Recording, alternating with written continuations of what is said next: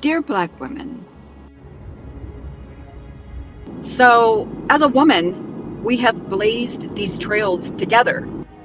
Blazed what trails together? Oh, do you mean when black women started the suffrage movement and then white women took it over and decided to leave black women in the dust? Is that the trail you're talking about? Or how about the Me Too movement that was created by black women and white women took it over and left black women in the dust to the point where they had a march and didn't even invite black women to speak at said march? Is that the trail we blazed together? Curious. Women, to include black women, got the right to vote after men. After the Civil War, the suffrage movement splintered over race. Black women had to form their own organization to continue to fight for the right to vote. White women like Elizabeth Cady Stanton publicly denounced extending voting rights to black Americans. The 19th Amendment was ratified in 1920, but it didn't end the fight for black women to vote because white women stood in the way. They didn't come help us. We helped you get the right to vote, but y'all left us in the wind. Black women were actually granted the right to vote in 1965 after the Voting Rights Act was passed.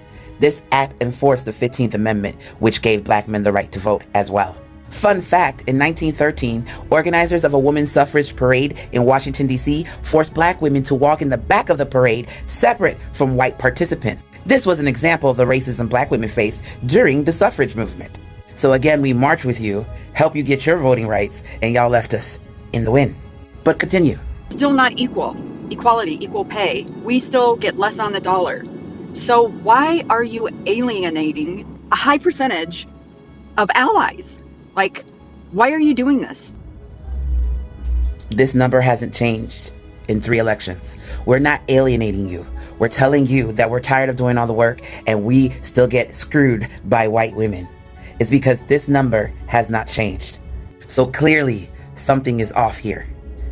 This number has not changed. And now we are exhausted and we are taking a break and we are looking to each other because the next 4 years is going to be mad difficult for black women, especially.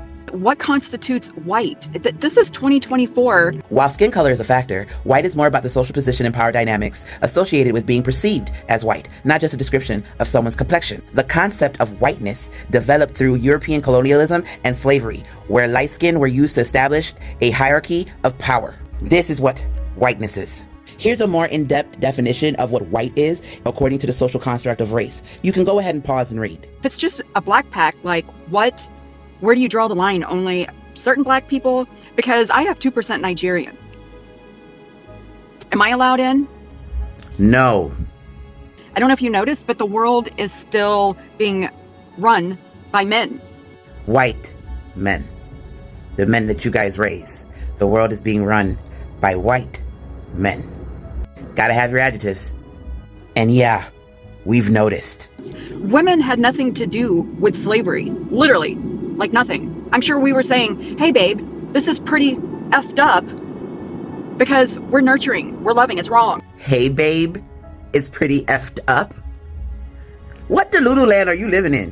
White women owned slaves. In fact, research shows that white women were active participants in the slave economy, and they were as brutal as men in their management techniques. White women bought, sold, managed, and sought the return of enslaved people. The ones that ran away from the plantation, they were the main ones trying to get them back.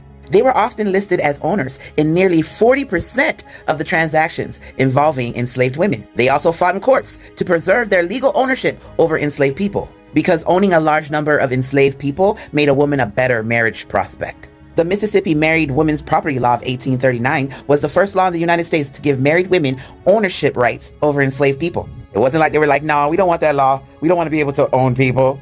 And let's not forget the Casual Killing Act of 1669. It was written to protect rich white women from legal punishment. White women were unaliving defenseless biracial children of their husbands and enslaved women. The women in Virginia were unaliving the biracial children in horrific ways. They were angry that the spouses were having plenty of children outside of their marriages. And because I'm on TikTok, I'm gonna go ahead and let you read that last paragraph here. The small children were routinely all of that stuff. So go ahead and pause to read all that. The white men did not want to chastise these rich white women after they unalived children. So that's why they created this law, to justify white women unaliving biracial children by saying if you did it because you were correcting them, then it's okay. Kind of like qualified immunity that police officers enjoy in this country. Why there's this divide, and especially when we all need each other.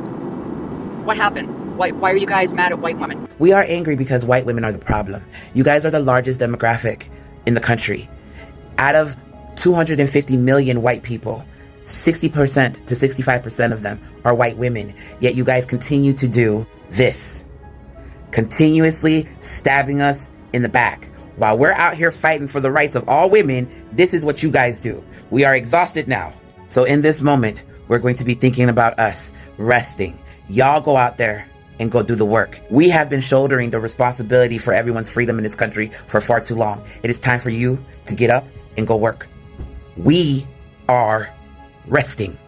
And I suggest that you maybe follow some more Black women creators and learn, because clearly you are uneducated on the history of women, period, in this country. Have a good day.